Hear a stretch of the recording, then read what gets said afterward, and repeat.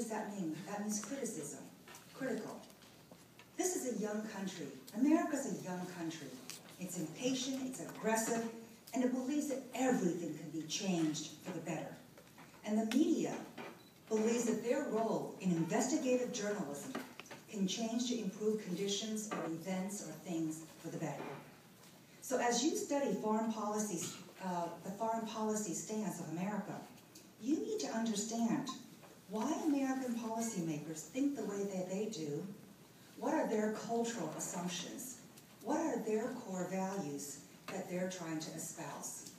I am a great proponent of understanding the cultural underpinning of different cultures before we can even begin to discuss the concrete issues that are on the table.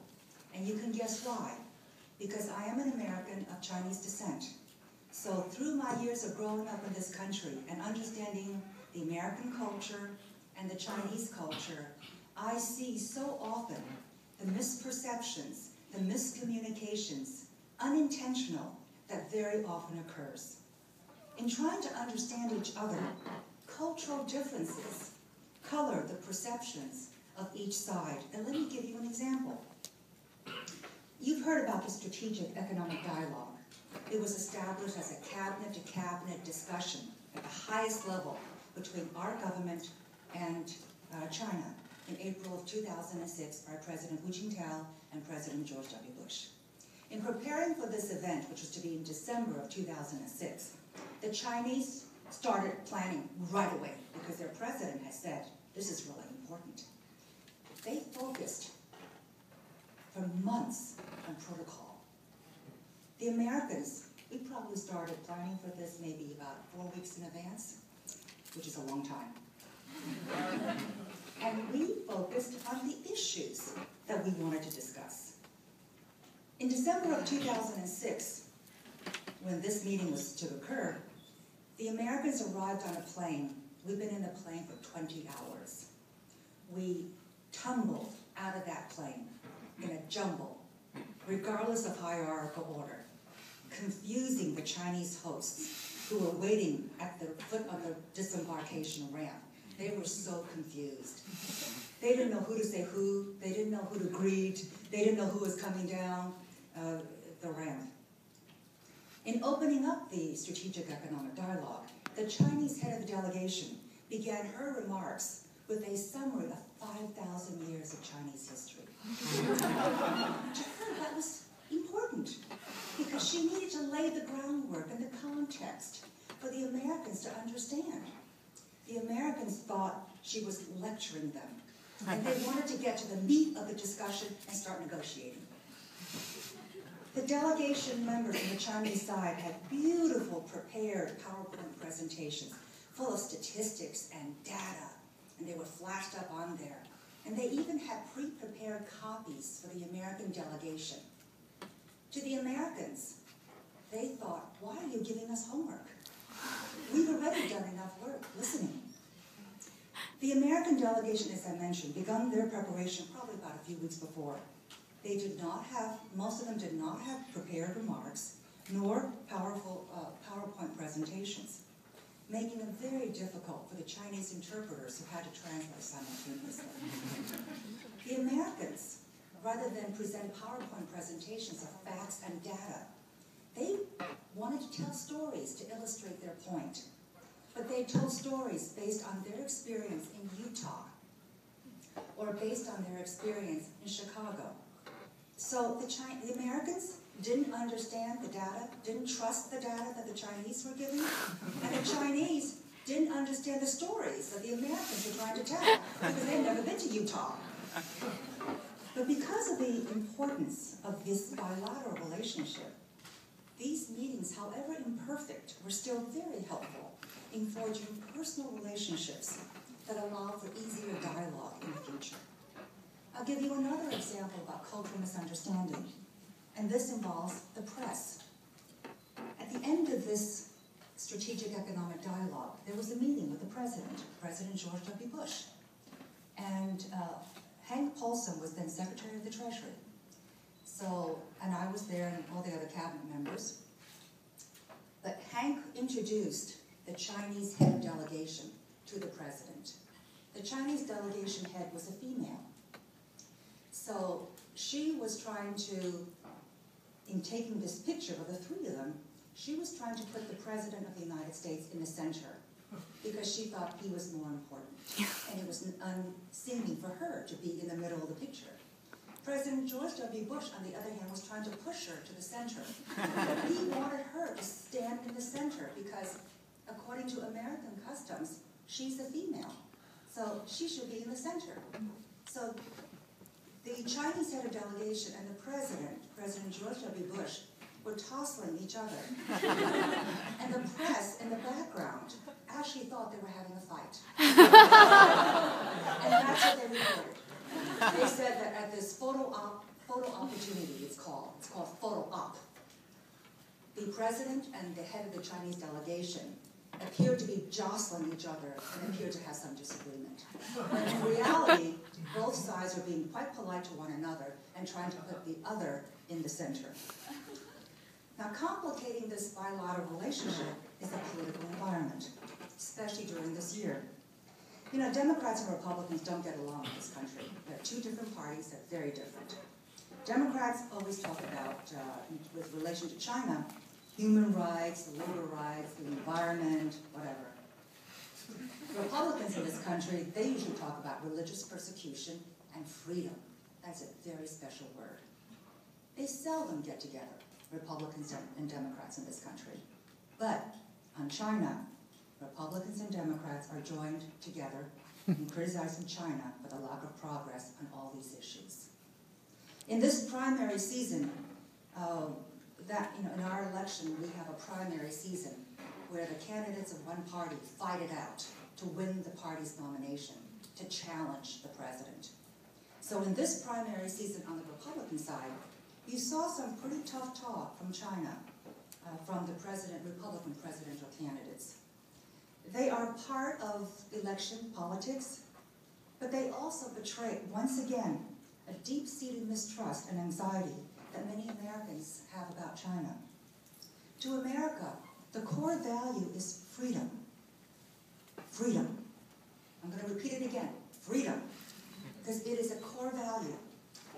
Any country, to them, any country with communist in their name is suspect.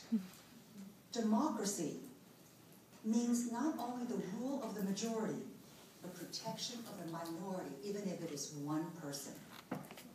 To the Chinese, another example of just cultural disconnect, the core value is order and harmony, not expansionist tendencies, as Chinese have often said. And a look at Chinese history. There's not been any pattern of Chinese outward aggression. China is always concerned about its internal stability, order, and harmony. It's group-oriented, not individual-oriented. And so those are two very different points of view. And what's happening is that there's a tremendous lack of trust on both sides. To American policymakers who see the Chinese dust up, meaning fight, dust up, fight, with Japan over the fishing islands and then with the Philippines, the buildup of the military and the thirst for China that's inevitable for a growing economy, the Americans see a mighty counterpart that has its own agenda that may likely conflict with America. They also see unfair competition, a competitor who doesn't play by the rules. You mix in this brew about also from the East Asians and the Southeast Asian countries who also are very anxious about China, and it's a potent brew for potential conflict. These Asian and South Asian countries, they may say one thing to China, but they always turn around to America with expressions of fears and anxiety about China seeking protection. And yet you know all this. And what's most important as we discuss all of this is that I believe international exchanges and trade relations are so important in bringing our two countries together. In your time in America, you have an important role to play in explaining Chinese history, Chinese culture, Chinese philosophy, so that Americans will understand Chinese way of thinking. A generation or two generations diffident. They lacked confidence. I think now, and even as an American of Chinese descent, an overseas Chinese, I believe that Chinese culture has so many rich parts of it that can be shared with America, that will only enrich American mainstream. So differences between nations are inevitable, as with any relationship in life. But increased communications, interactions, and exchanges that allow for greater understanding and familiarity is absolutely key. You are potentially the future leaders of China. You need to be able to explain your country in a way that will resonate with the hearts and the minds of Americans. For example, when I was in the government, I would explain to my colleagues in the government who were very impatient with China's concessions in the strategic economic dialogue. I remind them, few of whom had gone to China over a sustained period of time, that I was in China in 1979 when it first opened up. And in 30 years, China has made incredible strides. It's 3 generations, the grandparents, the parents, and the children nowadays, that's you, face vastly different life conditions, economic conditions, and expectations. And this must be taken into account in understanding China today. And yet, even as I speak, China is also becoming more westernized. And America is beginning to listen more to what China is really saying.